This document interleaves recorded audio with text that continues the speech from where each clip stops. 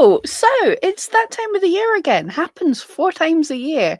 It is the ETSI Q1 2020 financial report. Well, the Q1 doesn't happen 4 times a year. You know what I mean. So, are ETSI sales down this year? What's changing? Did they release any little nuggets and hints that we need to be watching out for? Yeah, let's find out. So those that don't know, every quarter ETSI releases because it has shareholders and has to do this. Computer making noises already. Because it has shareholders and has to do this, it releases its financial statement, a bit of a presentation, and sometimes during this they drop some really interesting little nuggets, and this year was no exception. So, are there interesting things happening? Yes, indeed. Did they mention the ETSI strike? Yes. Are sales down? But are we feeling the squeeze? That might be the case. All this and more on today's ETSI Q1 financials. I'm Pam Duthie, and we're going to walk through it. This is the presentation that ETSI puts up on ETSI. Anyone can access it. And last night I even stayed up and watched the investor call with Josh Silverman, the CEO, and can't remember everyone else's names, but like the head of finance and stuff. And they ran through the presentation where I got some even extra little nuggets and then took some questions. So I'm going to go through this. And yeah, let's just, without further ado, let's go into this, and I will let you know what I think here. So, Q1 2022 financial results. Gonna be coffee. It's hay fevery time. So, ETSI's putting in the 3-year marketplace growth is 177%. They are stating that now. And look, as we expected with the pandemic shifting and everything going on, the growth that ETSI seen in 2020 and 2021 was not sustainable. Things were going to slow down. So have we peaked and is it going down or is it flatlined? Now, these numbers I have figured out now. These numbers are for the whole of ETSI, including the other companies it's purchased, like Reverb. This isn't just the ETSI numbers, but they are included here later. Why is that saying Q4, but ETSI Q1? I got confused myself there. So the GMS, gross mean spend, across all these is 3.3 billion, which is up 3.5% year on year, but there's other numbers, we'll get to them. Revenue up 5.2%, and EBITDA, this is earnings before taxes and stuff, is around 27.5%. I'm just checking if I've got any notes. I've made some notes as we went along as well. And as I said, they're comparing now to pre-pandemic, which is fair enough. So the number of active sellers on ETSI, Q1 2020 was 2.6, Q1 2022 was 5.5. So it's definitely gone up around 100%. Number of buyers in Q1 was 47.1 up to 89.1. So that's an increase of 80%. And the GMS went up, that's in billion, 1.2 billion to 2.8 billion. So there we go. We've got a different number already. That said 3.3, but actually the ETSI amount was 2.8 billion. But still, it's 130% increase since 2020. So they are reckoning, looking at this, things do look a little bit better. There is a lot more sellers. The actual amount and take went up, and it all went up a little bit more than the number of buyers, however. So yeah, it swings and roundabouts. There is more sellers. So yeah, it is a little bit more difficult. Etsy is always trying to push with a keep commerce human thing. They did mention, I think it'll be further down in here anyway, but there was a mention of the Etsy Explore app. I think this is something, my prediction is this is something that's going to be pushed in the next few months, and we all might get more access to it. I did make a note, yes. They're talking about that to be like window shopping to inspire new buyers. And what they're showing is basically almost like a TikTok for Etsy. So when people come, there's just going to, the words he used were the videos are compelling. So it's, if anyone's used TikTok or shorts on YouTube or something, the idea is it's this kind of passive viewing experience. Videos come to you, they're short, few second bursts of entertaining things, and it scrolls on to the next and the next and the next, and you get in some kind of a watch loop.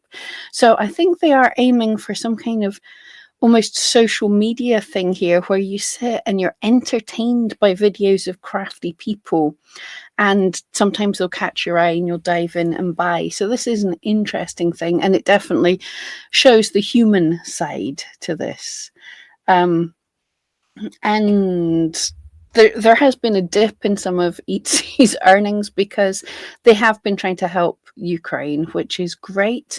There was also a mention, but shops have been shut down in Russia and Belarus as well.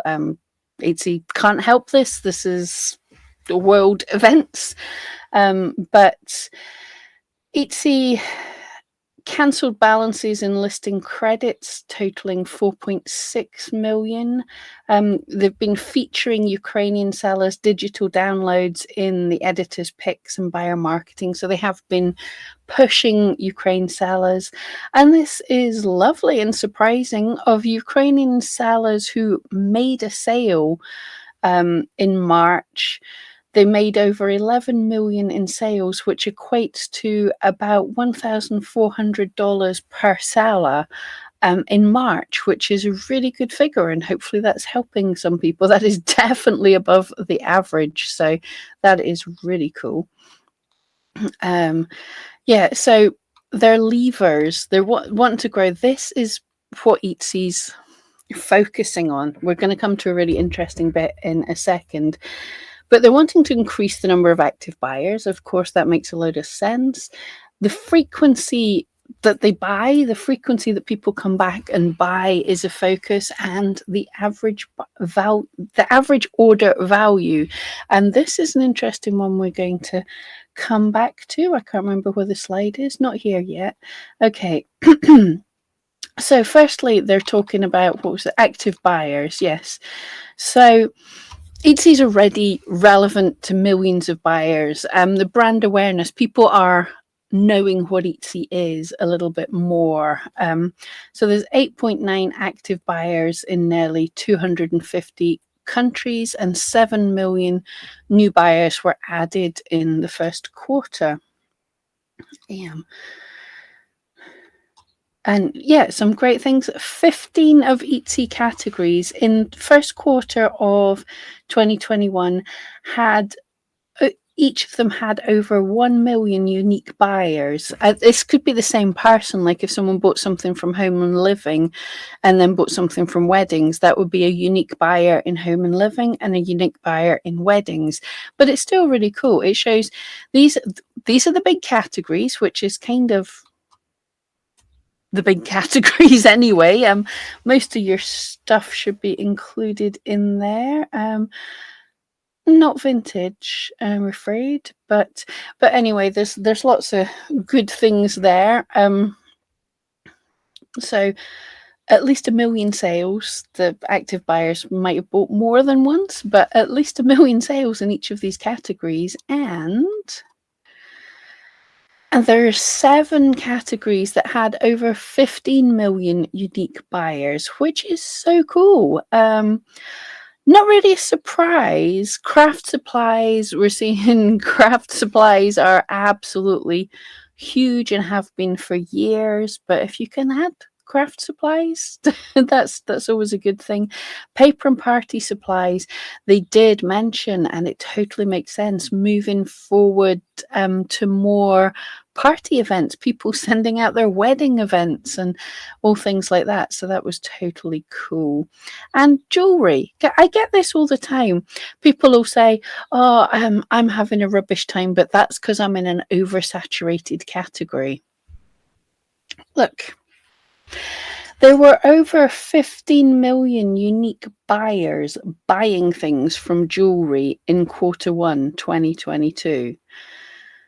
There are, 5 million sellers on Etsy? Very much not all of them are in the jewelry category. So jewelry is not oversaturated. Is it hard? Yeah. I mean, if you want to be seen for the search term ring or something, you don't have a chance and you shouldn't even be aiming for it. But if you find your niche, it is not oversaturated. There's definitely a chance there.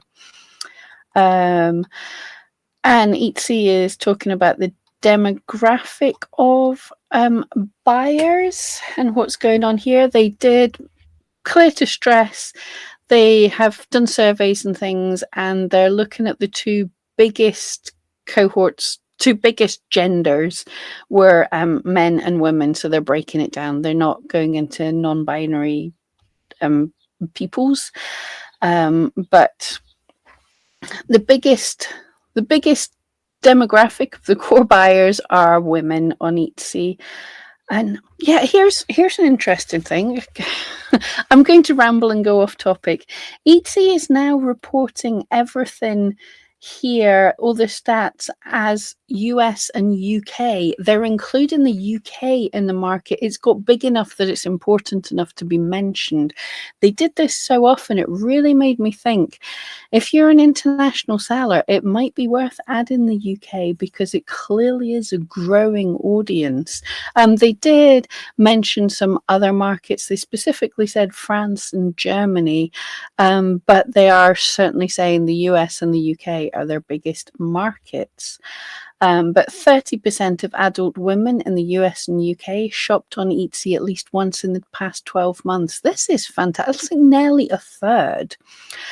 58% made a purchase on 2 or more days, and 56% in 2 or more Etsy categories. But yeah, 30% of women are aware of and shopping on Etsy. Pretty cool.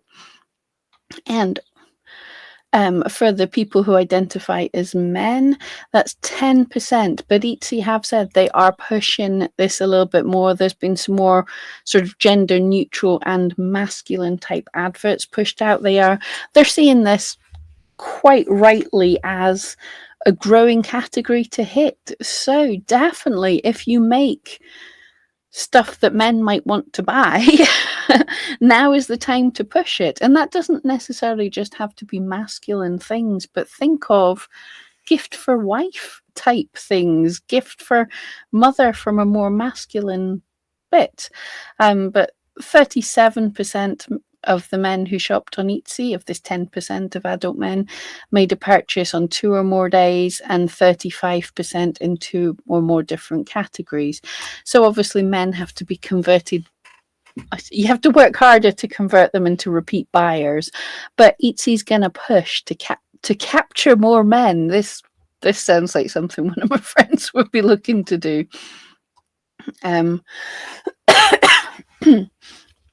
And 35% of new buyers in the US were men. And here they're showing some of the advertising, some of the pushing they're doing to show men that it's relevant to shop on Etsy. And the interesting thing, they're pushing masculine type things. So they're looking at people to buy for themselves, which is interesting because in an eRank survey, the biggest thing that people shop for is actually themselves as well. We think of it as a giftable place, and certainly from my sales, lots of people get giftables, but people buy for themselves. So if you've got items that men want to buy, masculine things, look at shooting some more masculine type photographs maybe.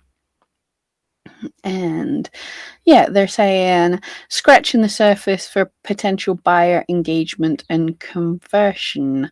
So there's 89 million active buyers, but every month 180 million unique visitors come to Etsy. So there's a great potential to get more sales. And there's 100 million who've shopped on Etsy but haven't purchased in the last year.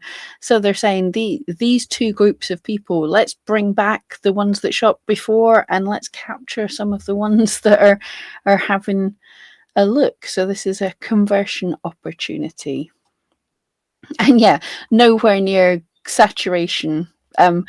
What was it? It was like 30% of women in the US and the UK. So there's 70% more people even in those markets. The majority of Etsy's active buyers are still in the US. All-time buyer penetration remains below 50% across the 7 core markets. And in the next 15 markets, you've got the US and then the UK are the top markets. The rest of them, the next 15 all put together, are 80% lower than the UK and the US. So there's a great opportunity for growth.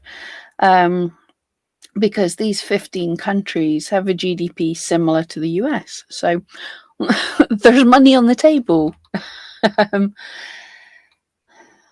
People are buying more frequently. Average purchase days per repeat buyer.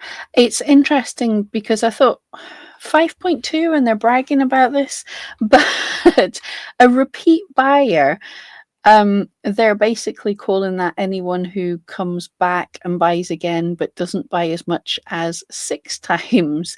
So yeah, an active buyer is people who buy 6 times or more. So that number is never going to be more than 6.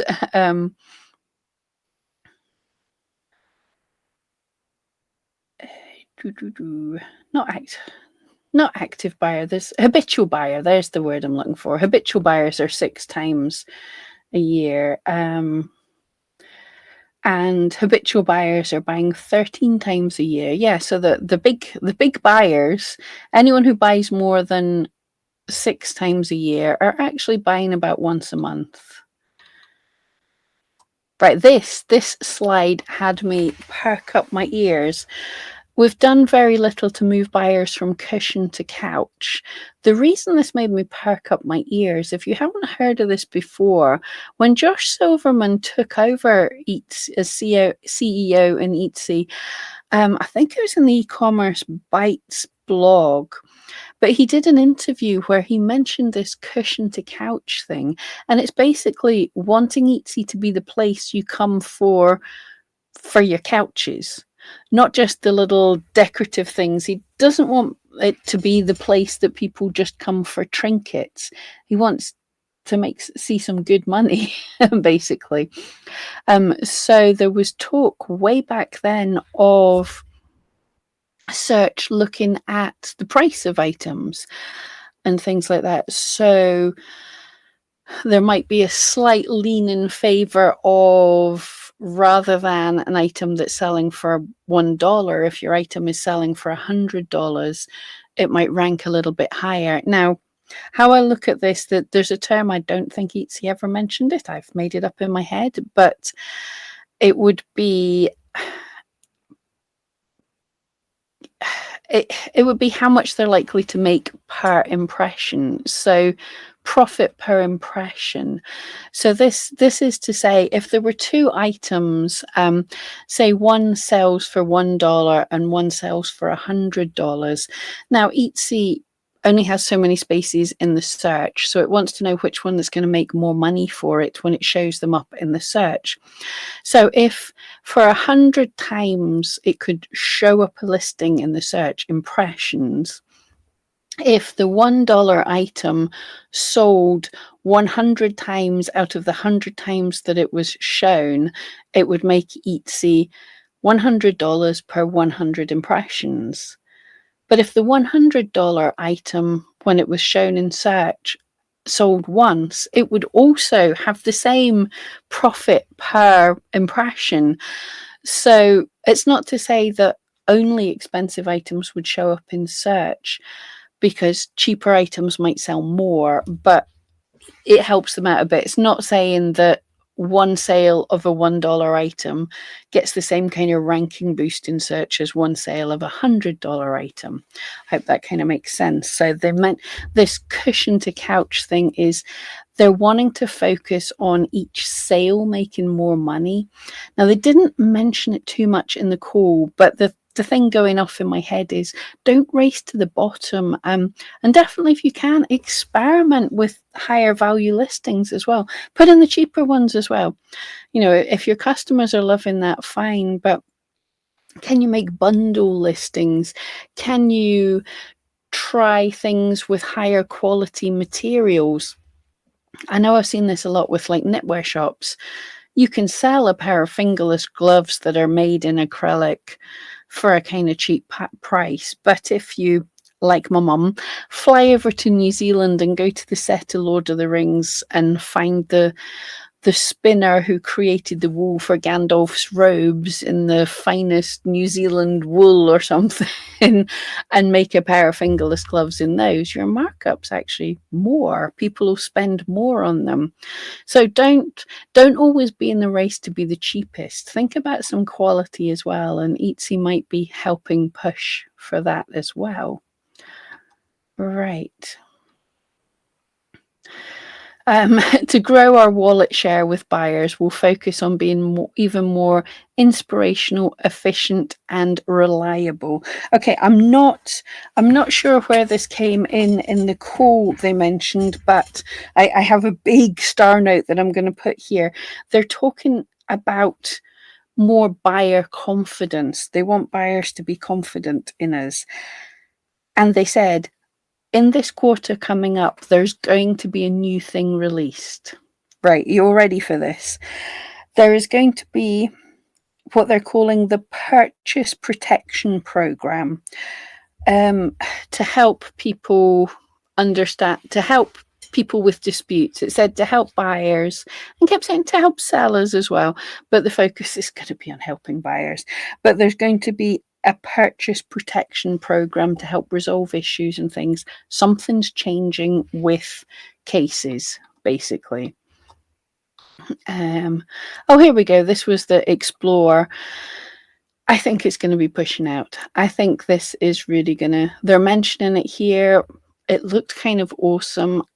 So if you haven't uploaded yet the new Buy on Etsy app, Sell on Etsy, the new Etsy app, I can't remember what it's called. It's the blue one with an E on it if you go to the app stores. And I think we don't all have Explore yet, which is the ability to upload short form videos that aren't just your listing videos. It can be creation videos. So I think this is going to be rolling out to more people very soon. And I think it's going to be exciting. Like I say, I'm seeing this as a kind of crafty TikTok, basically. I get the feeling they're aiming this to be not even people coming to buy, just people coming to watch videos of crafty things. So yeah, this could be very exciting. And I would definitely start looking into and learning how to make engaging product creation videos. And here is a talk of the Xwalk is the search engine that they've been working on for a couple of years. It's getting more efficient, wanting to be able to look into the kind of things that you've looked at in the past. And what they did mention, I can't see where I wrote it down, but they're wanting to give more personalizations even for people who aren't logged in. So they're looking at what people maybe from your area or on the same browser as you, what they were looking for, what steps they took when they searched for a certain keyword, what were similar people to you looking at. So this personalization, where shops are shown in search, will be different for different people depending on what you're looking for. Yeah, they're investing more to make Etsy more reliable. New program to protect purchases will be announced this quarter. 3 in 5 buyers are unsure if Etsy would have their back if something goes wrong. Sellers similarly want us to support them when something goes wrong through no fault of their own. So they're calling this the Purchase Protection Program. So keep an eye out for this. It will be announced this quarter. But reliable, better global shipping transparency. Yeah, with the Star Seller thing, they kind of forced people into, well, not just the Star Seller, we've all been forced into updating our shipping policies to say when items, what carrier you're using, when items are likely to arrive. Improved seller shipping tooling and functionality, scaling customer support with simpler issue resolution. We have seen some of that where now, instead of just being straight away going into a case, people can ask questions about an order. And additional resources for policy enforcement. I hope that one is going to be for sellers to help them enforce their own policies. But I do also, I want to remind you all, there are so many sellers that are, I'm sorry, but you've got kind of arrogant. It's very much like you're saying the buyer ordered, you shipped it, that's it. Now you're trying to scam me. Just assuming everyone's trying to scam you. And basically, your policies state, nothing else is my fault. And I don't think that's very cool for the customers. There's the other way as well, where people are immediately like, oh my goodness, the customer complained, I'm going to give them my house for free. So it's getting a nice balance that we treat customers well, but without freaking out totally. And our policies don't trump laws. We have to follow the law, and then our policies are on top of that. So yeah, just what I'm saying there. A few more examples of initiatives to drive buyer engagement. Yeah, hate this. They just said in 3 slides ago, they want to increase the amount that buyers are buying on items. And then the first thing is here, look, we're trying to get people back by telling them that something they favorited is a discount.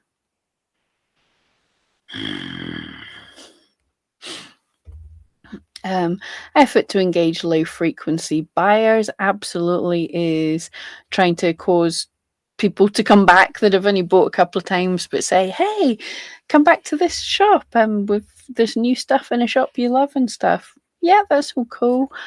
Reviews that build buyer confidence. People are saying, I'm seeing it myself, Etsy's kind of stalking us a bit to leave reviews. It's probably working, and it does build confidence in, if it's a fairly new shop, it's nice if they get reviews so that the next buyers can look and see how it went.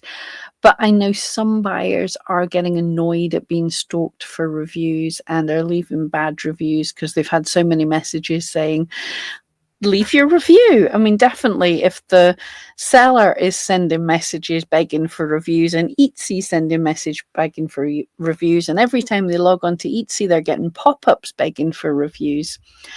I get it might be a bit too much. So I'm going to say, don't bug your buyer too much because Etsy's already bugging them a bit. It doesn't in your in your message to buyers or in your business card that you put in, it can just be there as part of the text. If you're totally happy, if you're not totally happy, tell me what I can do. If you are totally happy, please consider leaving me a review. That's fine. But don't message them just to ask for a review. For example, if you see your items being shipped to them, don't message them and just go, give me a review. You can, some people like to, you can message them to say, I see you've received your item. Please let me know if everything's okay. That's fine. But yeah, they're already being bugged for reviews. So maybe think about what your communications are like. So they're talking about what they're doing to funneling the marketing strategies. So that's getting people in, engaging them more, and getting them to spend more money when they're here. They're showing there's going to be a load more digital and TV ads. I did write down. I did write down somewhere. I can't remember. But their feature is, oh yes, live in the original for Etsy ads. So it was focusing, that ad was like furniture and stuff, but it's cool. It's saying buy the one of a kind unique pieces to do up your home rather than, be original.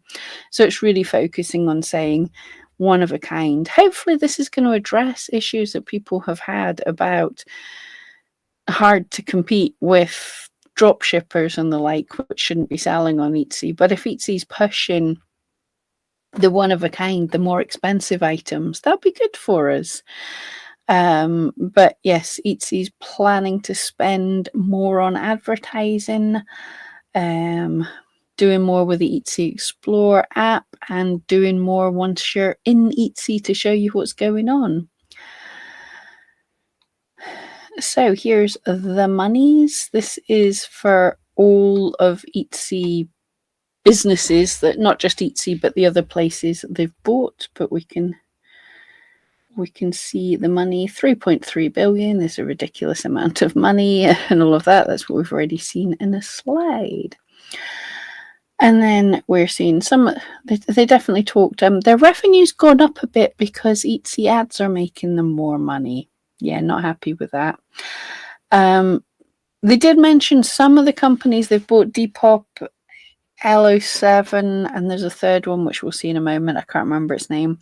Two of them are not profitable yet, but they're working on them. There's going to be a push, and there's going to be a push to make them feel more Etsy, to be honest, by the sounds of it. And then we can see how actually all they returned to Etsy hasn't taken a huge amount off their bottom line. So there's the revenue. Great. As Etsy sellers, we more care about how much we're making. So since comparing to the beginning of 2020, we've already seen this. Sellers have gone up. Number of listings have gone up. It went from 62.8 million to 97.5. There's nearly 100 million listings on Etsy in Q1 2022. Wow. And that's it. Don't aim for those massive keywords. You're not got a chance to get seen in them. But there's 100 million little options. There's different keywords, everything you can do. But yeah, so there's been an increase. And there's the Etsy money. That's Etsy's profit, earnings before tax. We don't care. We want our money. Yeah, there's the one: Reverb, Depop, and ELO7. So if you're in any of these companies, in any of these ones, they're doing some more advertising. They're starting some advertising even for Depop, changing shipping options. They're trying to improve those, trying to make them more profitable. So increasing the product development spend as a percentage of revenue. So as revenue's going up, they're increasing product development even more. They did mention something they've spent a lot of money on. My friend Starla Moore mentioned this in one of the eRank Live Q&As a couple of weeks ago. Etsy is hiring a lot of people, and very much a lot of them are involved in product development in ways to make Etsy better and stuff. So it's good. They're taking their money and trying to spend it more on doing things to grow Etsy. Brand marketing, there's the advert. Yeah, I saw that. So they showed that advert where you're seeing this table with a curvy thing, and they do that woman skateboarding in the curvy bit of the table, saying the live in original. It was kind of cute. What have we got? Etsy Marketplace is roughly maintaining prior year GMS despite, yeah, they did mention this, despite strong reopening. There's a lot going on in the world that, now this is the actual Etsy numbers, and if we compare quarter one 2021 with quarter one 2022, last year it was 2.9 billion, this year it's 2.8 billion. So that is down slightly. However, anybody who's paying attention knew this was going to happen, and they explained very much so. And the eBay financials just came out yesterday as well, and eBay's down even more. So simply put, people have less money. There's been a pandemic. We knew things were going to happen. Interest rates are significantly up. People are losing jobs. People have less money. Fuel costs and everything are going through the roof, and there's a war happening. They did absolutely mention that the war has hit spending in Europe hardest, which is unsurprising. So all of that going on, and added to the fact, so you've got less money but more places to spend it because the world's opened up a whole lot more. So people are going into shops more. So obviously they're going to try and spin it to sound good, but I totally agree here that really, all things taken into consideration, staying level while things open up and change is doing good. And if we compare to what we were like at the beginning of 2020, it's still pretty good. It's better than it was. But if you came in at any point since then, yeah, you might feel like it's difficult for sure. So Etsy Marketplace inventory diversity is a strength through reopening. So although we're saying things were down, certain things have been increasing. They did absolutely mention paper and party supplies like wedding invites. Things are happening. People are more likely to be buying beauty and personal care. They're buying all sorts of things, craft supplies. Have I not been mentioning craft supplies since 2020? I said people are going to be coming in and buying things, but here's the things that are actually going up. And there is an increase in how much people are spending, the spend per active buyer. Let's compare to, it was $104 this time 2 years ago. It's $137. So there's a bit of inflation there. It's good, making slightly more, and even from last year it's 10% up on last year. That is cool. I love this. This is hilarious. I'm a scientist. I know how you can plot graphs to make them look more or less important. And when these numbers are growing, the scales are changed. So a slight increase is made to look more. And when these numbers are dropping, the scales are changed so it looks very flat. But it is very flat. So the number of active buyers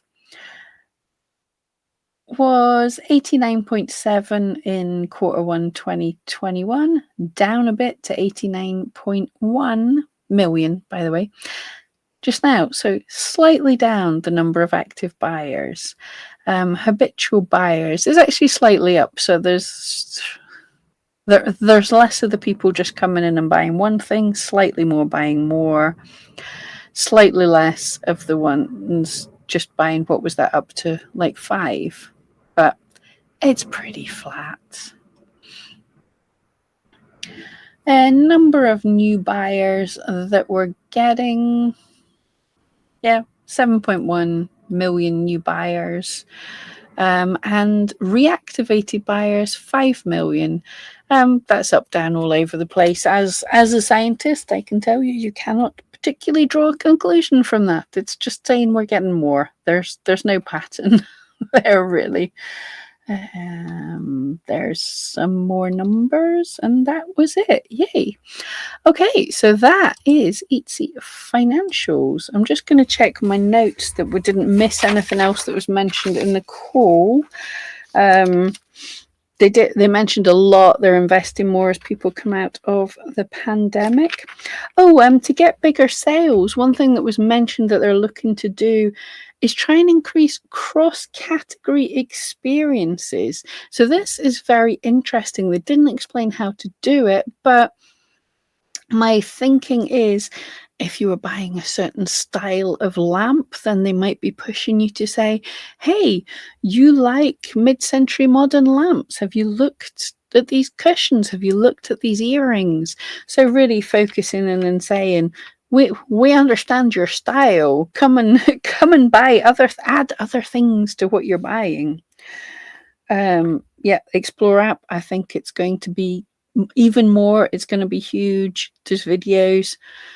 Get learning how to make engaging short videos. The personalization algorithm is going to be increased, so everybody who searches will see a slightly different thing.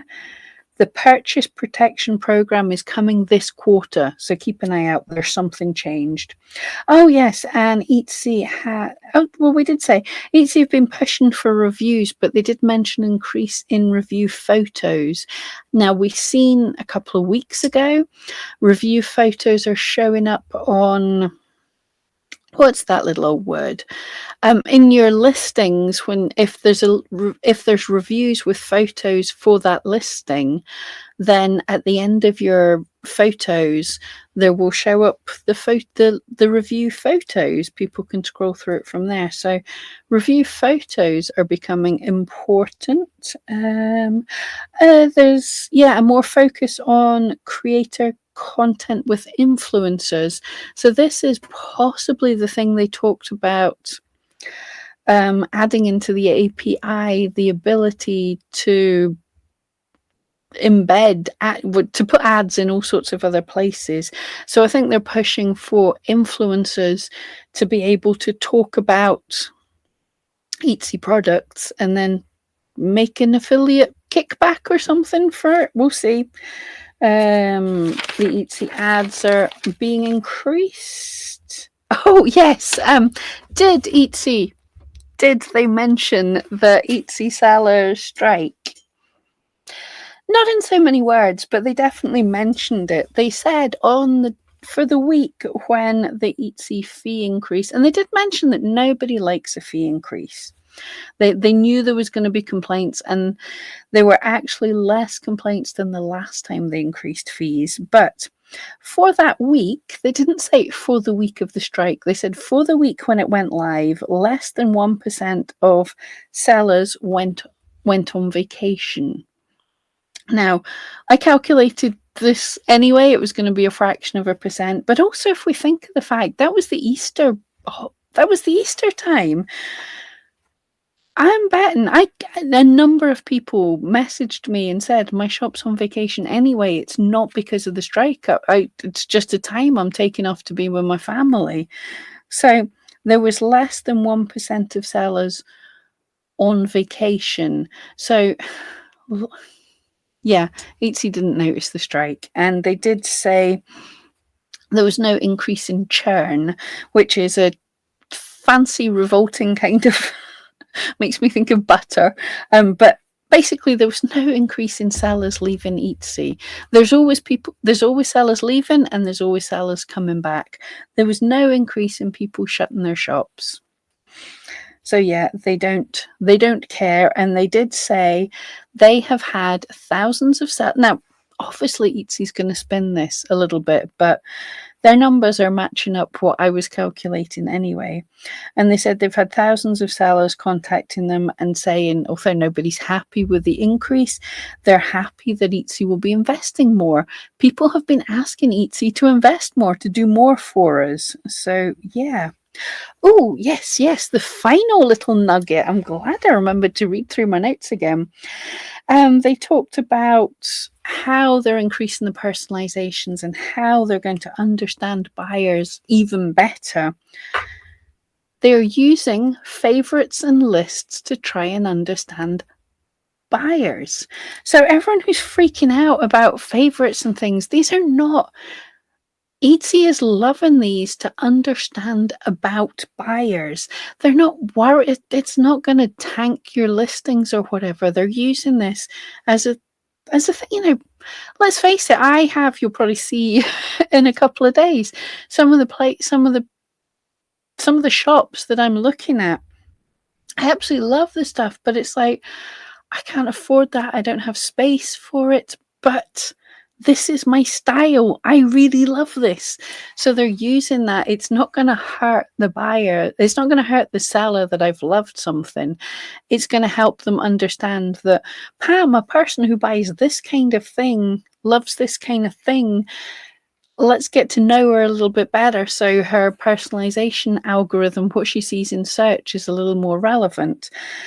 Because of what I do for my day job, my personalization algorithm will be terrible because I'm looking at all sorts of irrelevant listings. But for the rest of you, yeah, they specifically mentioned favorites and lists are to understand the buyers. Anyway, right. I think this is going to be interesting in the comments. Let me know what you think. Okay, I know some people are going to say they don't believe a word Etsy's saying. Whatever. Keep it polite, but let me know what you think of all of this. And yeah, I will see you next time.